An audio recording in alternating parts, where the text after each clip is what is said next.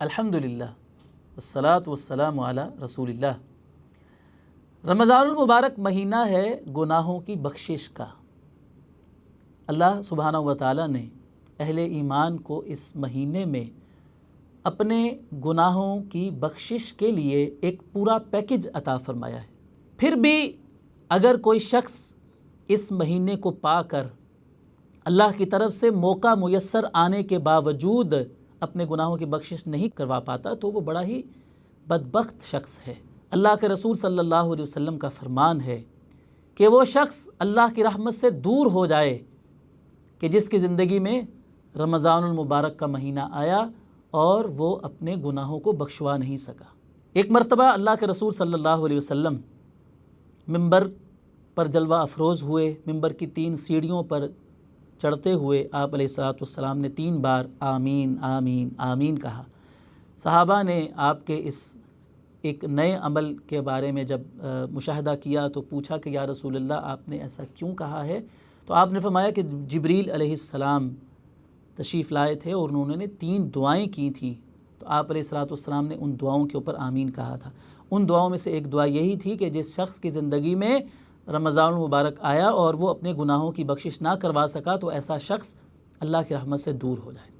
تو معلوم یہ ہوا کہ رمضان المبارک کے لیے جو ایک مسلمان نے اپنا گول اور ٹارگٹ سیٹ کرنا ہے وہ یہ ہے کہ اسے اپنے گناہوں کی بخشش کروانی ہے، یعنی دوسرے لفظوں میں اس شخص کا رمضان کامیاب گزرا ہے جس کو یقین ہو جائے اس بات کا کہ اس کے گناہ بخشے گئے ہیں۔ اللہ رب العزت نے گناہوں کی بخشش کے لیے پورا سامان فراہم کیا ہے۔ رمضان المبارک کے اندر 3 بڑے بڑے ایسے اعمال مسلمانوں کو عطا کیے ہیں کہ جن کے ذریعے سے گناہوں کی بخشش کا وعدہ اللہ رب العزت نے فرمایا ہے۔ پہلا عمل ہے روزہ۔ روزے کے بارے میں فرمایا من صام رمضان ایمانا واحتسابا غفر له ما تقدم من ذنبه۔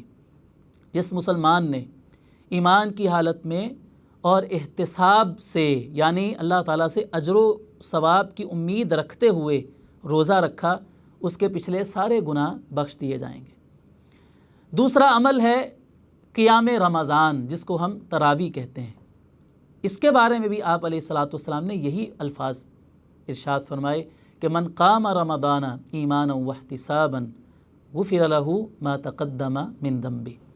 جس مسلمان نے ایمان کی حالت میں اللہ تعالیٰ کے وعدوں پر یقین رکھتے ہوئے اور اجر و ثواب کی امید رکھتے ہوئے رمضان کا قیام کیا، نماز تراویح ادا کی باقاعدگی کے ساتھ، تو اللہ تعالیٰ اس کے بھی پچھلے سارے گناہ معاف فرما دے گا۔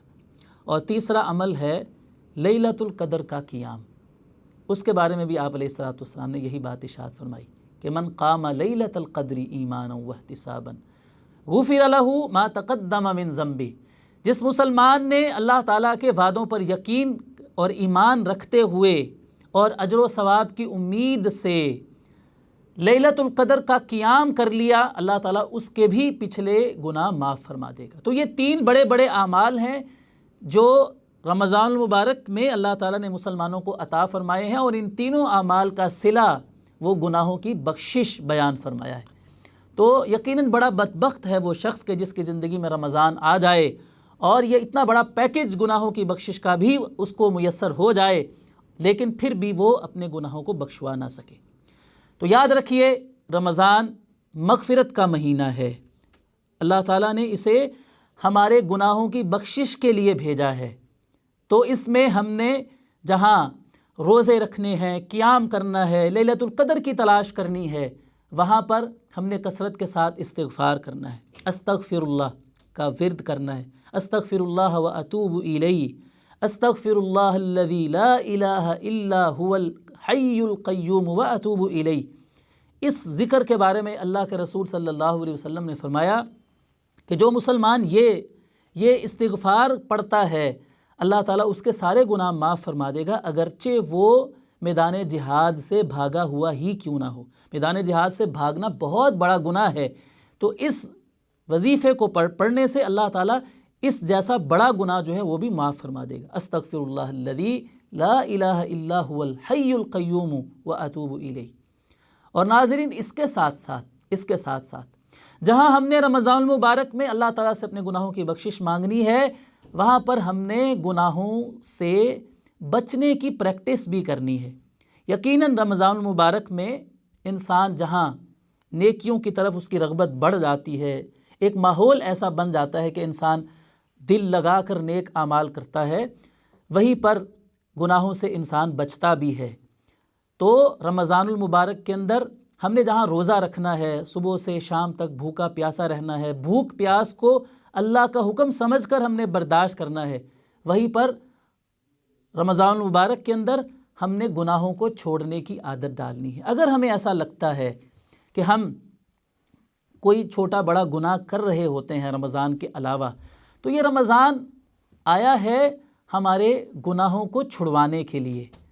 ظاہر سی بات ہے کہ جب ہم روزہ رکھ لیتے ہیں تو روزے کی حالت میں ہم بہت سارے کاموں سے روزے کی شرم اور حیا کرتے ہوئے محفوظ رہتے ہیں۔ ہمارا دل کرتا ہے بہت سے غلط کام کرنے کو، جیسے عام حالات میں ہم کر رہے ہوتے ہیں، انسان کا نفس بھی اسے ابھارتا ہے، شیطان بھی اسے گناہ پر ورگلاتا ہے، لیکن انسان روزے کی شرم اور حیا کرتے ہوئے وہ گناہوں سے محفوظ رہتا ہے۔ تو ہم نے رمضان المبارک کے اندر گناہوں کو چھوڑنے کی پریکٹس اور مشق کرنی ہے، اور ایک ماہ جب ہم پریکٹس کر لیں گے، مشق کر لیں گے گناہوں کو چھوڑنے کی، تو ادھر سے رمضان المبارک کا اختتام ہوگا، ادھر سے اللہ تعالیٰ کی طرف سے ہماری گناہوں کی بخشش کا اعلان بھی ہو جائے گا، اور جب رمضان گزر رہا ہوگا تو ہم بہت سارے گناہوں کو خیر بات بھی کہہ چکے ہوں گے۔ یہی ہمارے رمضان کی کامیابی ہے، یہی ہماری اچیومنٹ ہے جو رمضان کے ذریعے سے ہم نے حاصل کی ہے۔